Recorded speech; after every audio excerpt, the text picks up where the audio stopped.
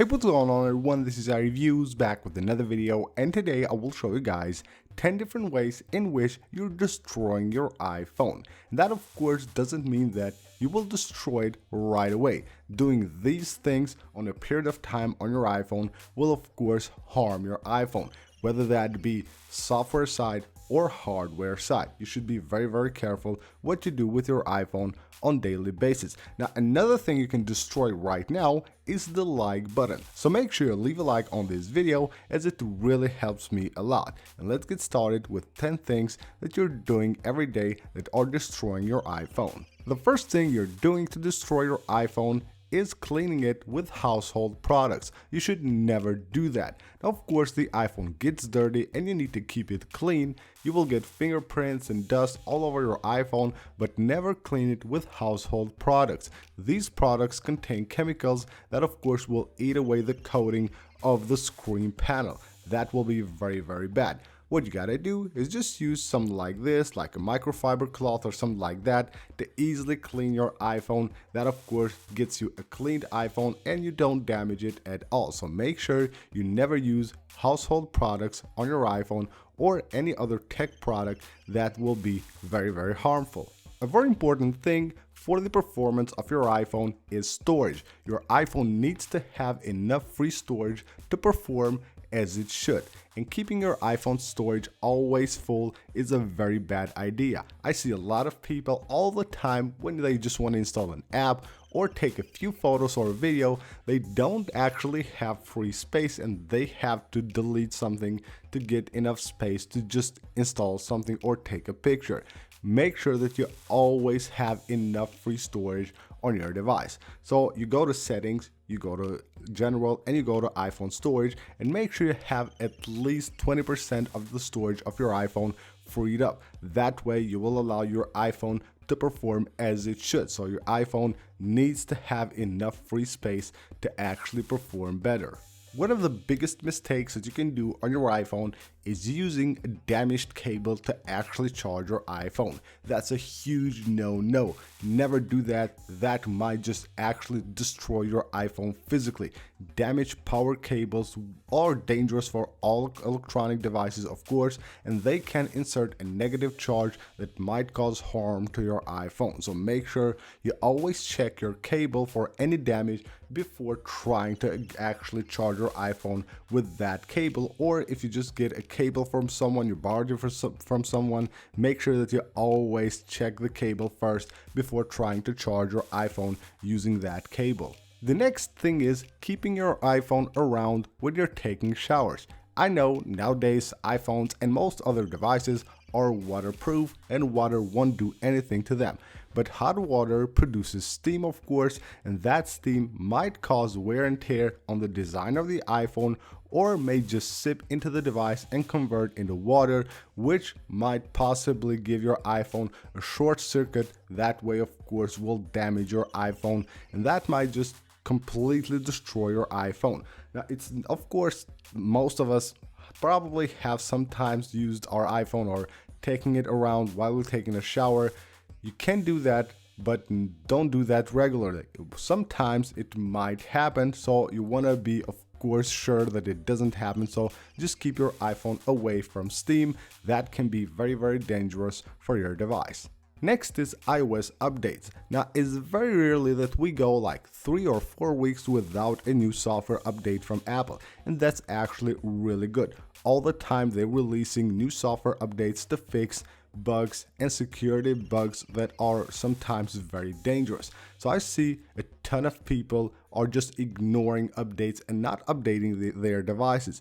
That of course is very bad. You should always keep your device up to date. You just go to general, under settings, go to software update, and it's very easy to do. You don't actually have to manually do this. You just go to automatic updates, just enable these two buttons and you're good to go. You don't have to worry about updates. You will always get automatically all the new bug fixes and security improvements and everything new that Apple releases.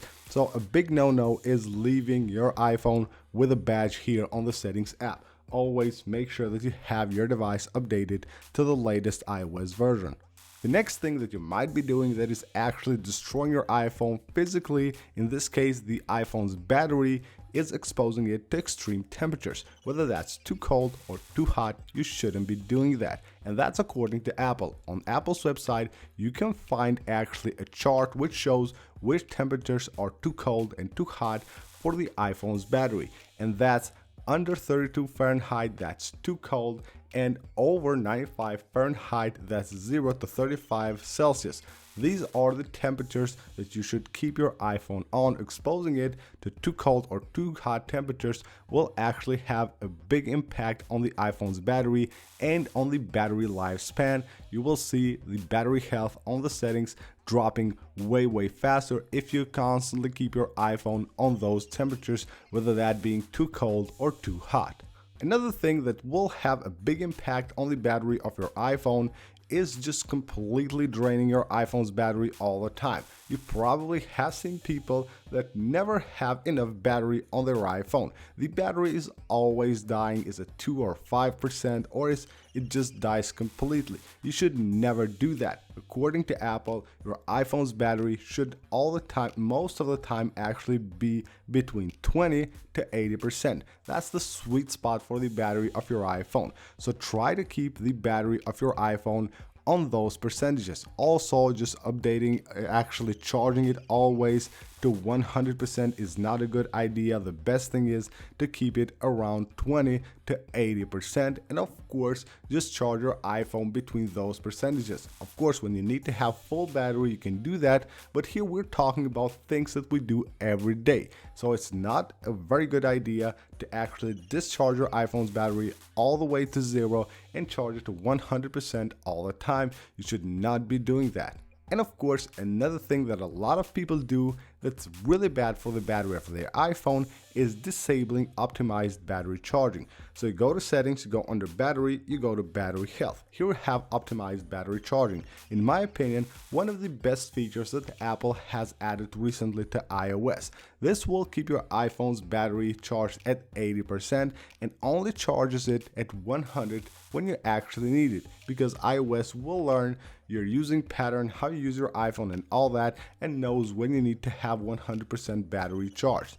So that way your iPhone's battery lifespan will be much longer than it will be with you keeping optimized battery charging off. I know a lot of people will do that. A lot of people will actually turn off optimized battery charging because they think that they might run out of battery or something like that, and they completely turn it off. The next thing is never cleaning your iPhone. That's also a very bad idea, but of course you will have to be very careful with what you clean your iPhone. When it comes to screen and overall the iPhone's body, you can do that with something like this, like a microfiber cloth. Just make sure that you don't use any household products. When you do that, you can actually clean your iPhone pretty well, and make sure you clean it regularly, especially the grill here, at the mic at the top and the speaker, and of course the charging port, which is always in our pockets and will collect a lot of dust and everything. So make sure you use something like maybe a toothpick or something. Just don't use any metals, and you have to actually clean this very regularly, because this might cause your iPhone not to charge or something like that, because it gets dirty and collects dust and everything all the time.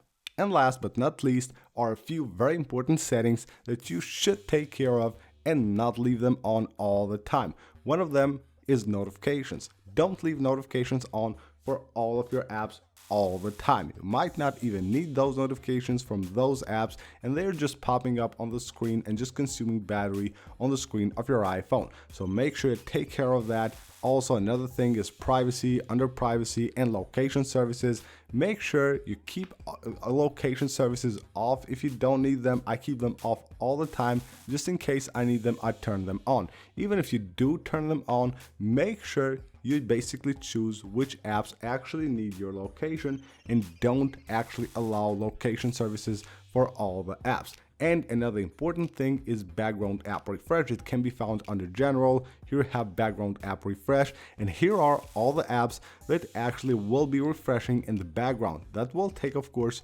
CPU power on your device, and it might even consume your data. So make sure you have a check here and turn off any app that you don't actually need to be refreshing in the background. So that is it for this video, guys. I hope you guys enjoyed the video. Don't forget to leave a like if you did. Also, don't forget to subscribe for more videos, and I will see you guys on the next one.